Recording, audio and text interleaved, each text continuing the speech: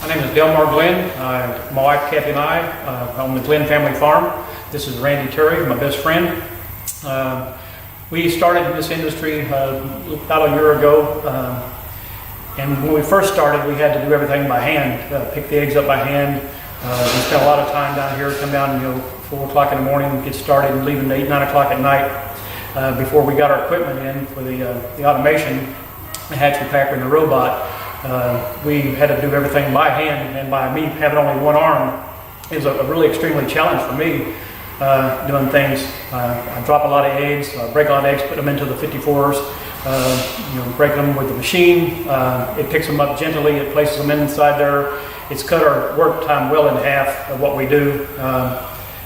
The labor that you spend down here and the cost of what it would cost you for the equipment stuff, it would pay for itself time and time again. And years to come, we're going to have employees. If you're looking at getting this industry and you have 4 or 5 employees doing this, you could cut back and save you money that way.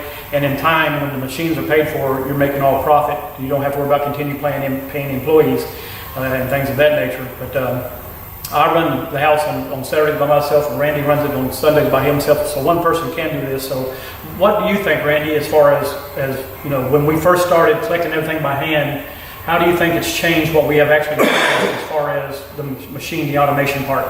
Well, it just saved a lot of time, and we cut that down, and then it saved on a lot of scrap eggs.